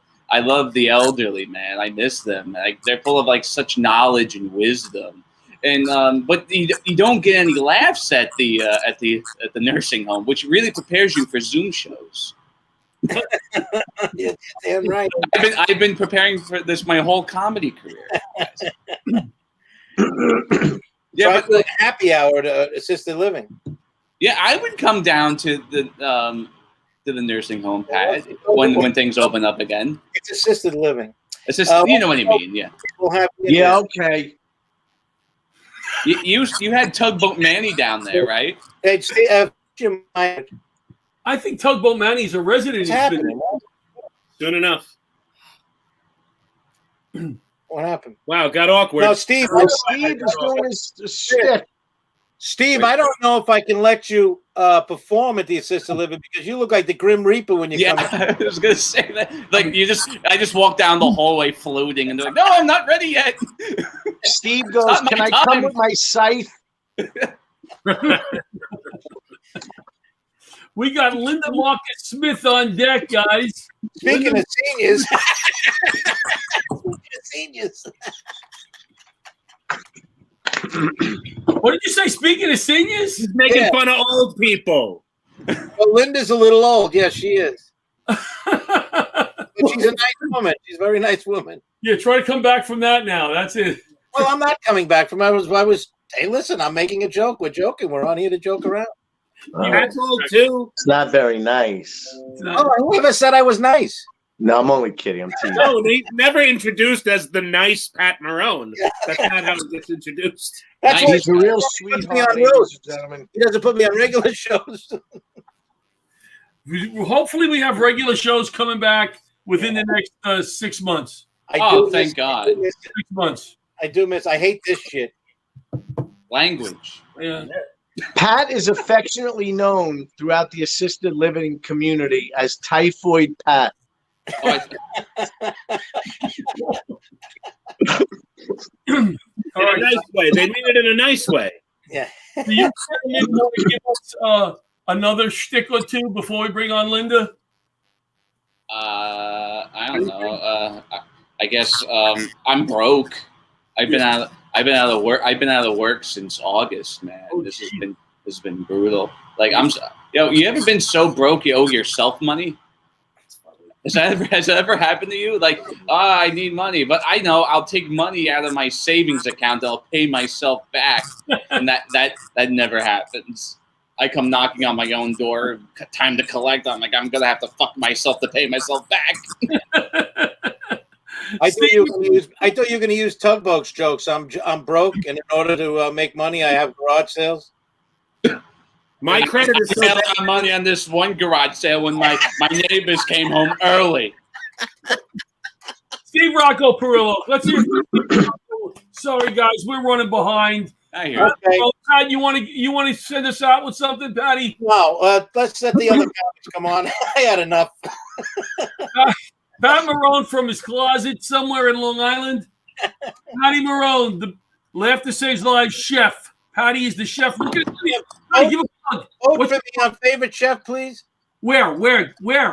FavoriteChef.com. It's on my Facebook page. Vote for me. Every day you can vote. Vote Pat. You had to make it about Here's my impression of Pat Marone in the kitchen. He's a great cook. Let's bring in Linda Marcus Smith. Let's bring in Linda. Hey, Patty, a Laughter Saves Lives favorite. Pat has been a big supporter of the Laughter Saves Lives Foundation. My favorite story is he made meatballs a few years ago, and we had 2 trays of meatballs left, and Johnny LaRocchia was like, I'm going to have meatballs for a month, and he gave them to people at the bar. He gave the tray to our veterans at the bar, so I couldn't complain. Veterans can have whatever they want. I will. You want me to sign out? Rich is pointing to me. You want me to sign out? Yes. Sign out. See you another day. All right. Good night, everybody. Thank you, Patty. Linda Marcus Smith is with us. Linda is a veteran, an Army veteran, and she's done so many shows for the military. I remember reading on Facebook, Linda, that you were doing pop-up shows. Where you would just walk into a place and start doing stand-up. That's takes a pair of balls. Thank you. Yeah, I've been growing a set since 1976. Excellent. Did you ever try that during a funeral? I would like to. Nanny, do a show at a funeral? I did. Yeah? At the wake? I did it at the wake, at the dinner after the wake for about 200 people. Wow. And it was the deceased. It was her wish to have a comedian. So I said, I'll do it. So my opening joke was, hey, listen, don't blame me if this doesn't work out. Blame the corpse. You had him from there. I did Linda's show. Go, yes, Linda. Rich. He's so funny, John. DB Frick, I need to have you on. Definitely. Looking forward. This is a All great right. show. Thank you. Hey, I had Sinbad on. Oh, yeah? Tuesday, I get Tommy Chong. Wow. I saw that. Wow. Yeah, I saw that online. That's amazing. Congratulations. Thank you. Thank you so much. You guys are so handsome. I usually have to sit here and look at myself. I'm going to look at you guys. Well, that's very sweet. Thank you. Yeah. So what do you got for us tonight? What shtick? Okay, here we go, everybody. How are we doing out there? You all comfortable Good. and stuff? I hope so. You know what? I've been busy. Not with the comedy. I've been busy aging. Anybody else getting older? There we go. Yeah. You know, we're all getting older, except for most of the time, I'm winning. I'm looking around, even tonight, I'm winning again. Oh my gosh. I'm as good as it gets from Oregon. Must I mention Tanya Harding, really? She did coin the phrase "take a knee" long before the NFL and Colin Kaepernick, though. So we'll give it to her. Yeah, technically it was break a knee, but you know she did her best. She's from Oregon. What are you gonna say? I like to mess with New Yorkers and tell them I'm from the Upper West Side of the map. You know, because they don't buy it when I say it. You guys are too smart. Have you noticed? Oh my gosh, can't pull the wool over your eyes. In Portland, it's known for hipsters, you know, tall men and beards and Doc Martens and blue beards. Lucky me. Just what I want. Every guy to look like he's a Paul Bunyan statue. And they have the weirdest compliments that they try to give me. Do I look like I am a gullible? Do I really, you know? If I've earned nothing, I've earned my stripes that I am not gullible. But they'll tell me, you look amazeballs. I'm not even Italian, but that would sound much better in Italian. Yeah. You look amazeballs. I mean, you know, I wanted to Google it, but this is my clean set. So I'm not going to go there. You know, Nancy Grace's going to pop out of CNN and grab my hard drive if I go after Googling amazeballs. You know, they check your hard drive right after you kill your third husband. Am I going to do that? Yeah, I'm telling you. You know, those boomers try to tell me that I look like I'm aging backwards. Now I feel about as sexy as Benjamin Buttons. And they say that I look like Marilyn Monroe. Give me a break. I look more like if Marilyn Monroe had a sister who had to pop out of a cake and sing happy birthday to Ted Kennedy. Some people say I look like Angie Dickinson. I don't quite get it. You know, I can't see me being a police person, especially not at this age. And speaking of Marilyn, I took the best picture of Marilyn that there ever was out there in the white dress, and I age progressed her up to my age. I look way better. Come on, give me my props. And I'm breathing. What are guys into necrophilia? This is crazy. I'm alive. Gotta appreciate me. Yeah, those hipsters.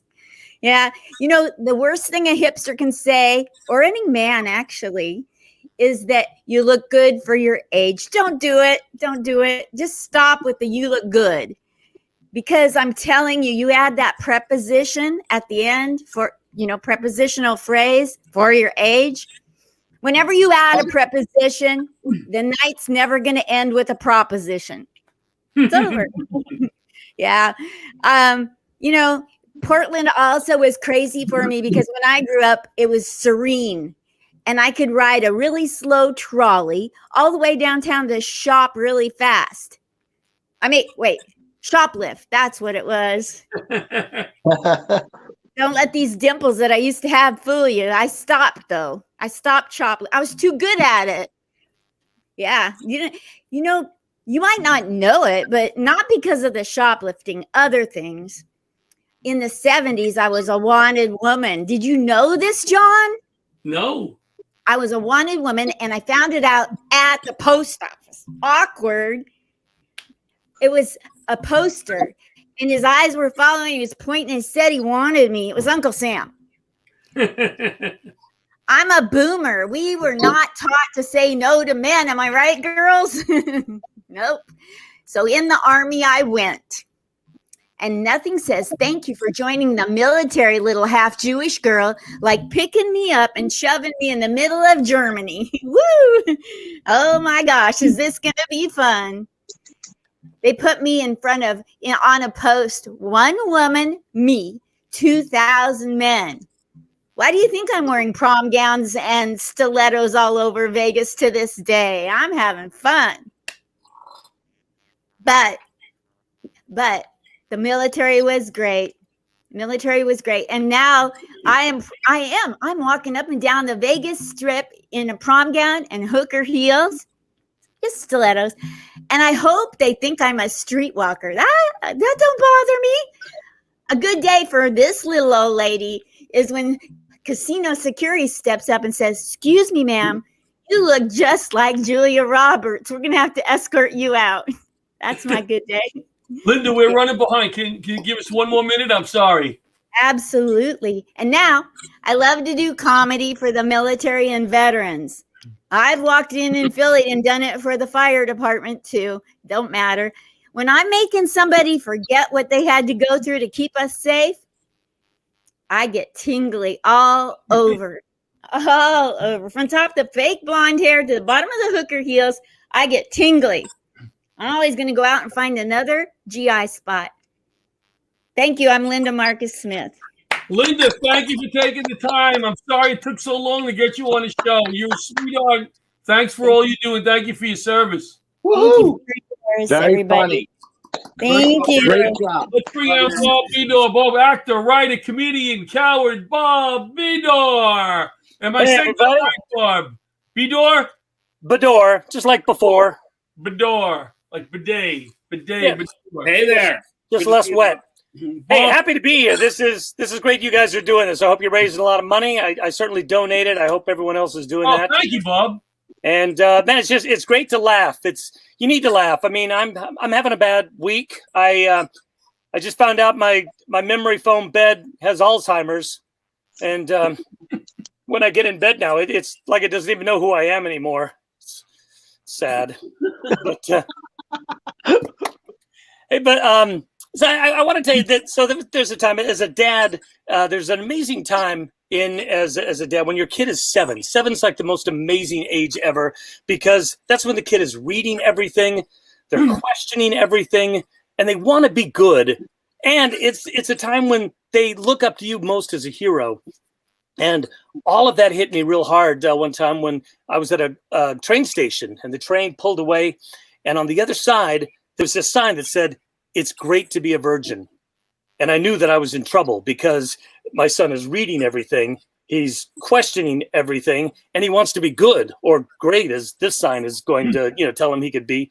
So I know that I'm dead. I know it's coming, and I get that little tug on my hand, and my son goes, "Dad, what's a virgin?" And I'm floundering because I wasn't ready for this. I was expecting my son to learn this incorrectly in middle school like I did. I didn't want to have to explain all of this to him. So I start to flounder, and I kind of go, "Well, son, what that sign is saying is that there are things that, they're saying that there are things you do after you get married that you don't do before you get married." And the sign is kind of saying, wait till you're married to do those things. And I think that's vague enough. I can move on, and I'm looking for an ice cream store, anything. But my son won't let it go. He won't let it go. He goes, "Like what?" And I don't know. I'm sitting there trying to figure out something when he goes, "Like buy a house?" And I go, "Yes, son, like buy a house." That's exactly right. I mean, when your mom and I, when we were dating, we wanted to buy a house. we wanted to buy a house so bad, son. In fact, we looked through some magazines. I'm going to tell you, I almost made a deposit a few times how much we wanted to buy this house, but we didn't. We didn't, son. We waited.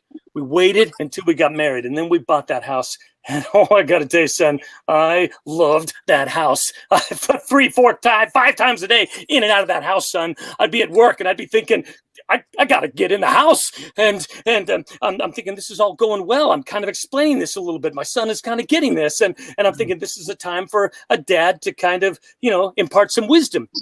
So I'm thinking, but son, you got to know, as good as that house is, after a while, you're going to come home, and the house doesn't want you in the house. The house has got the door locked. And I want you to know, son, don't try to get into that house. Doesn't matter how nice you talk to that house. It doesn't matter how nice you do the little doorbell. And it just in fact, don't ever try to go around the back door. Just leave that.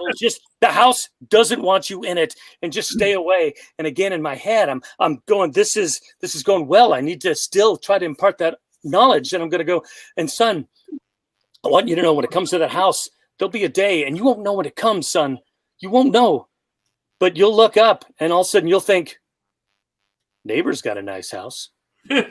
but you stay away from that house, son. You stay away from that house. I don't care if it's got bay windows thrust in your face or a back porch you can sleep on. You stay away from that. You stay with the house that you married, the house that you waited for, and you treat that house with the respect, and you remind yourself and that house why you wanted that house so much, and you be there, and you got that house, son, and that is why it's great to be a virgin. And I don't know if I helped him at all. All I know is I get an erection every time I see a parade of homes now. Thank you. Good stuff. We are running so far behind. I know. I just did a quick bit for you. Hey guys, you're doing great work.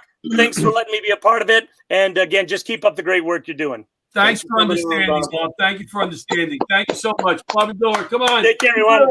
Medea. We'll have him back on. Let's bring John Santo right in. On Laughter Saves Lives favorite, my Met fan buddy. We were in Florida at this time last year, doing some shows, enjoying the Mets. Hello, Mr. Santo. Gentlemen. If you were to bring one person with us last year to Florida to interview one of the Mets, who would that be? Oh, I mean, like any. How about Schwarzenegger? Because the getting the ball out of the ball into the water. That is with ballpark. Well, how about Schwarzenegger with his stutter? Schwarzenegger with his stutter. We're getting every other word. That's why I said that. We're getting every other word. Yeah, we. It's the You're going in and out, right? Right, Rich? Yeah, I don't hear a word. He's sign out and sign back in, John. I think. Yeah. We don't have that much time left, so sign out, sign back in. We want to hear your close. Okay. But hurry. Hurry. Let's bring in Dario. Dario there, or is he not coming on, Butch? Did we go too late for him? I don't blame him if he bailed out. I left. I don't think he did. I think he's waiting. There he is. Oh my God, he waited. Yay. Oh my God. I'm not dealing with this freaking show anymore, man. Tom, you're on. Tom, you're on. You're on. I can't even. No, I don't even care. I'm not even looking at the screen. I don't even care. Tom, you're on the show. The show is on. Oh, okay. Oh, nice. Tom Dario, one of my favorite comics. He's talking to a remote. Thank you, Rich. You ruined it. Magic. Hey, Tommy. Wow. How are you? Guys? That's improv. Yeah. Well, yeah, Scene I work. love John's improv. John's improv is like, okay, a duck. Everybody. You're very early. That's good. That's good. Oh, man. I was telling a friend of mine, it's so weird. I know all your audience people, maybe they don't understand, but it's so weird when we haven't done a set for like months and months and months. It's so weird. I literally watched like 3 sets of myself today to try to learn my own. I felt like I was stealing from myself. I didn't even know my own act. And I was talking to a friend and they were like, he was like, don't worry about it. It's like riding a bicycle. Yeah. Like, no. Peter Bales did a set the other day and he showed me his note page. It was the size of an oak tag. He put it against the wall. He had an oak tag with all names. How do we not remember our act? I don't know, man. I don't know. My God, everybody remembers Peter Bales' act. And one good thing is that John Santo forgot his act. I don't think John knows he's on. John Santos on. No, he's just leaning on his hand. He doesn't care. He's just. I like how I don't know he what. puts the I phone I at miss his a lot of feet. things about this. I miss traveling. Yeah. Yeah. You know what I'm saying? Like I miss and even if it's not far, just anywhere to go someplace and just travel. I mean, I don't know you guys, and I mean, we probably discover a lot of material on the road as well. You know, like just driving, you know, or you're just around people. Like it's so much harder now to kind of just, you know, I'm not good at like sitting down and just going, I'm gonna write now. You know, when you're interacting with people, you sort of learn stuff. You know what I mean, or you just come up with material. You know, I was like, you know, observational stuff. Like I was driving upstate New York. I was way up by like Syracuse or something. And I saw a sign. I drive by a farm. There's a big cliff. And the sign said, danger, falling rocks. Right? And like, I'm looking at the sign and I'm thinking like, are there really other kinds of rocks? Like, are there rocks that are not dangerous? Like, are there rocks that could fall that, like, they just feel nice when they hit your head? Like, oh, no, like nobody said they were dangerous. Like, it's just weird. And I was in LA and I took a walk. I took a long drive south and I was at the beach. And there was a sign by the water that said, danger, shark-infested waters. Right? Now, I'm thinking, like, do we need the word danger? Like, like if you went there and it just said shark-infested waters, would you be like, well, I mean, they're obviously not dangerous, or they would have listed dangerous on the sign. It just says shark-infested waters. Like, and then I don't know what hippie wrote the sign, but there was an arrow. I'm not even kidding, an arrow pointed toward the water. Like, I didn't see any sharks in the parking lot when I was parking my car. I just assumed that they're all in the water. I'm terrified. I don't know about you guys, but I used to be good with the water. Like I would go in the water and like dive in the waves and come up and like, I am just the chicken of the sea now. I don't want to go near the water. I don't want it in my face. I can't say my hair, but I'm terrified of sharks, and they never go in the water, which is weird because I've never heard anyone that got attacked by a shark at like a gas station in Queens. You know, it's. I don't know. You could have Tony Soprano standing by that lake and telling people not to go in. How would Tony Soprano do that? Is that a setup? It absolutely is a setup. It really is. How would Tony Soprano tell people not to go in the lake? I wonder how he would. I wonder how he could find that out. First of all, sure, we should kill them. Great. Santo has Wi-Fi that he got at Walmart. That would scare me because I don't know what the other words are. That would scare me. That would scare me. I can't. It still doesn't make any sense. I can't hear anything. All right, I'm going to do an impression of John Santo doing an impression. Go ahead.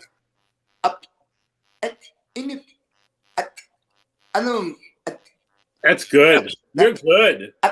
That's spot on. Poor Santo was waiting. John was waiting an hour, and now he can't even get on. What else you got for us, Tom? What else is going on during you being home with the kids? And I want to know what's the movie playing behind you. That's Big Trouble in Little China. Just in case. Well, it's Big Trouble in Little Comedy Show because it's distracting as all hell. Well, you must be ADD because nobody else complained about it. Nobody else said anything. Nobody else even noticed. No, it's all right. I don't care. I don't care.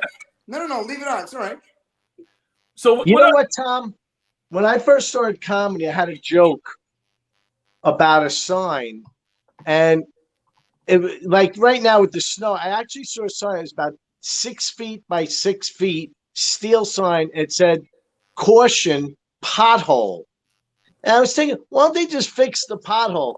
Well, better yet, why don't they take the sign and put it over the cover the pothole?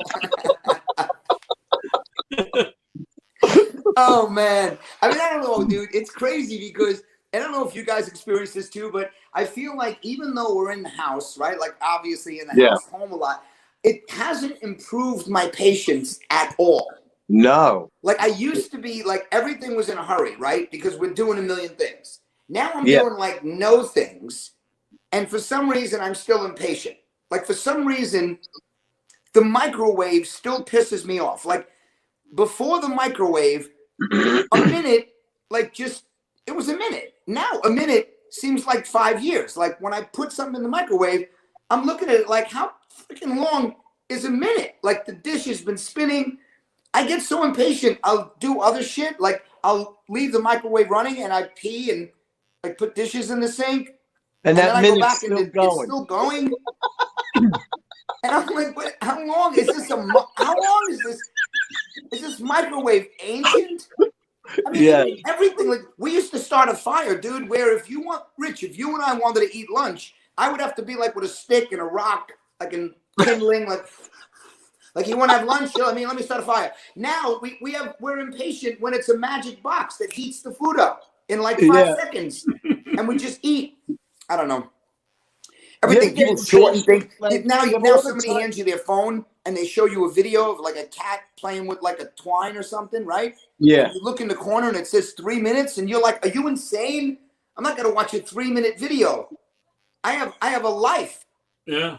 It's 3 minutes, and you can't give 3 minutes to people. It's just nuts, man. It's crazy. I would watch a Tom DiDario video for 3 minutes. Oh man, that's nice of you, John. But that's the line he drew. That's it. And make donations at laughtersaveslives.org. Laughtersaveslives.org. Tom DiDario has a 1 minute bit on a microwave that goes 3 minutes. There's 2 minutes of complete nonsense. Rich, that's why I had to do that. I might as well have started going, I have a story about a microwave. That is slow it down. Because I want to slow it all down so I can get that material. I don't know what I did an hour and 10 minutes. I don't even know what I would do if I had to do an hour and 10 minutes right now. Oh, you could do it. You could do it. Oh, you could do it. You could You do know it. what it like, you know what pisses me off, and you could use this. All of a sudden, I'm really angry in my house about everything. I'm even like, where's the remote now? Like, which one is it? Like, I got 2 remotes. I'm like, you got to turn the TV on one and then the cable on the other. Dude, that's hilarious. No matter how many universal remotes you use, that other remote still haunts you for one button. That way, like you that have to one use button. it for one button. You get a universal remote. It's the size of a toaster, but you have one button on the other remote that like Turn it does on. something to the Turn it TV. That universal remote doesn't work without you pressing that one button to turn the universal remote on. But you need to make a call to do that. You got to call somebody Exactly. for you. Yeah, I'll get my phone. Hey, what's going on? Yeah. Hey there, Tom. How you doing? Oh, good, bro. Hey, guys, tonight, laughtersageslives.org. I just got the total. We raised 32 cents. Thank you to our... Come on. My sister gave you 30 cents, John. No, I Don't didn't lie. have it. But Tommy, I know you were waiting a while. Thank you for hanging in there, buddy. You're my favorite. I want to thank our sponsors, Barish and McGeary, Lifeback, MCN Duck Cleaning. We'll be back here Tuesday night, our regular show at 8 o'clock. Laughter Saves Lives live. Rich Walker, great job. And Dan, thank you so much for all your help, DB. Thank you. you. Were awesome, bringing in some comics.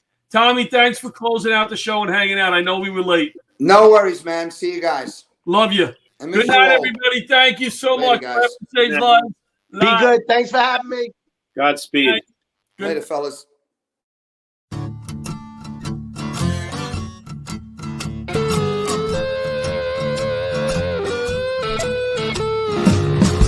Old leather gloves, we're slapping in hands. Popcorn and peanuts, we're working the stands. Pink cotton candy, love on a stick. Who's chasing the beer that circle the lips? Play ball, play ball. Roll up the bases and smack it right over the wall.